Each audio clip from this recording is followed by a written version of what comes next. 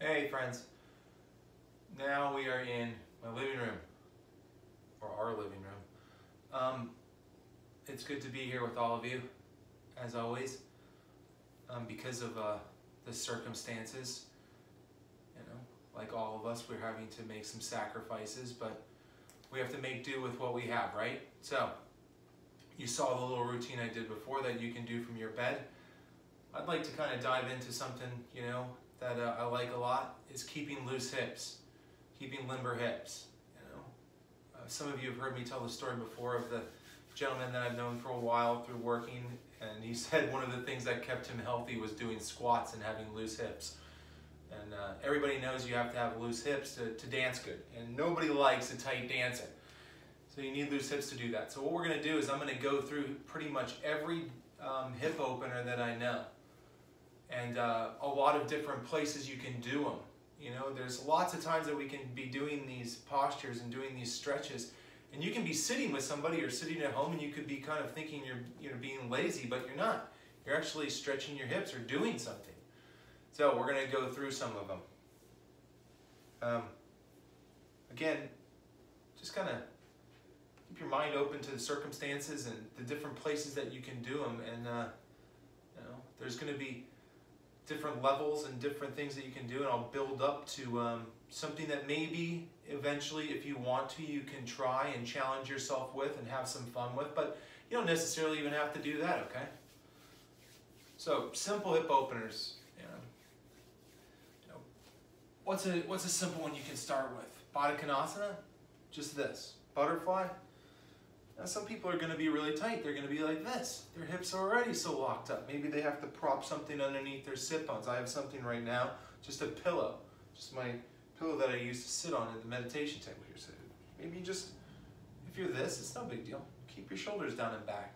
Remember to always be breathing. Always take full breaths. Some people, their hips are really open already and their knees drop all the way down. Maybe you're in a place, maybe like me, some days my hips feel looser. Right now they feel a little tight from camping over the weekend, and sitting a lot. If you're sitting at a desk, does create really tight hips, and there can be a lot of other underlying issues that you can have from having tight hips. You could end up with knee problems, ankle problems, lower back problems. Remember, all of this is working together. Hips, though, because it's such a big joint, such a big part of our body, they tend to get hip. They tend to get tight if they're neglected. So, again, stay with Baddha Konasana, maybe 3, 5, 10 breaths. Some people like to hold it longer in yin classes. Fold forward. Try to avoid rounding. You don't want to round. Always keeping your heart center and your chest open as always. And just, take some breaths here. Once you've done that for a while, you can move on to some other hip openers. Some simple ones can be this. You saw this one from when we did the bed routine. This is a simple one, just doing this, but maybe taking it a step further, keeping both legs active and adding a forward fold to it. Maybe your forward fold's just to here. Some people will reach for their toe and get some hamstring and a little bit more out of it. That's up to you. You can do Janu Sirsasana as well, where you're in something like this. That's a hip opener as well. It's just kind of a half Baddha Konasana and fold for the leg. No big deal. Just remember, if you're going to do it on both sides. And they actually consider this one of the king postures, where you would, hold, breathe, and work your bandhas. But that's a whole nother situation. We're not even really get into that. But remember, those are some simple ones. You can go through those. We can move into some other really easy ones, some reclined versions.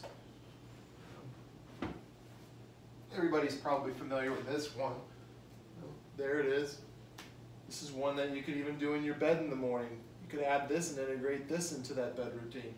Taking it a step further, but never working the knee. You never want to feel any pain in your knee. You want to feel something happening on the outer part of your hip and glute area, as always. You can loop through behind your thigh. In this case, the right foot is kind of on the left quad, but it's active. Hands are through here. Head and neck are relaxed. We don't ever want to be like this. This creates tension. Nobody wants to create tension when your intention is to release tension. Get the point. That's a whole lot of tensions in there.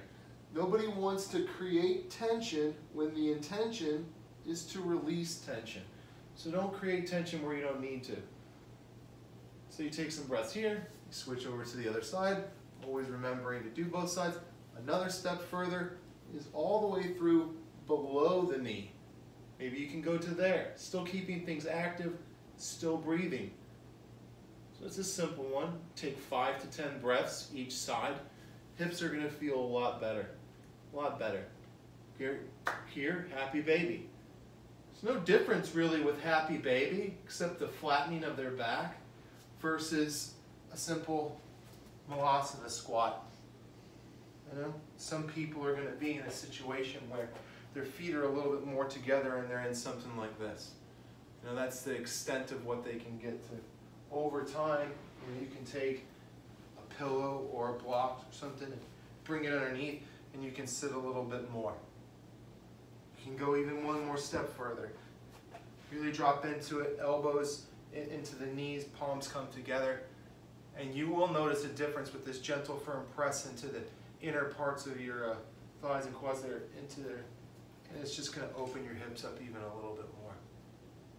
This does lead into other things. We'll get into that in a little bit too. Things that you can have a little bit more fun with as your hips open up more. Moving on to, again, this is always just moving on, adding layers, getting more out of everything. There's always further you can go with all of these postures. But you really don't even have to do a lot of that other stuff. Some people like to have fun with it. Some people like the challenge. Other people simply just want to alleviate some tension. So again, it's up to you what you need to do. So you can move back into this. Kind of a seated pigeon. You can bring it a little closer. Not collapsing, broadening the shoulder blades, but staying open. Moving it in as close as you can go. You will notice as you get closer, oh yeah, you can feel it getting deeper into that hip joint. You know, alleviating a lot of that tension that's down there. Again, loose hips.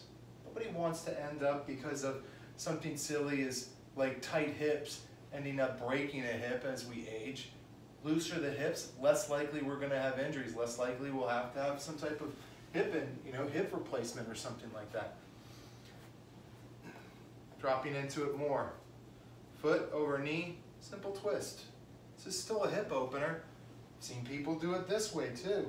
Either way is fine. Just remember, if you're going to do it on one side, do it on both sides. One way with the twist, lengthened, lifted. Another way with the twist, lengthened, lifted. It's up to you. Then you can drop into fire log. Ankle on top of knee, knee on top of ankle. Some people, this is what their position is going to be. Really tight hips is where you're going to be. You'll probably want to work on something previous for a while until your hips are more open and you can drop into this a little bit more, where everything's squaring up a little bit, but the legs are still active, the feet are still active. You're not just doing this. This is not fire log. I don't know why people think this is, or this. You're discounting yourself if you do it like that. You want to stack things. You want to stack it. That's what you want to do.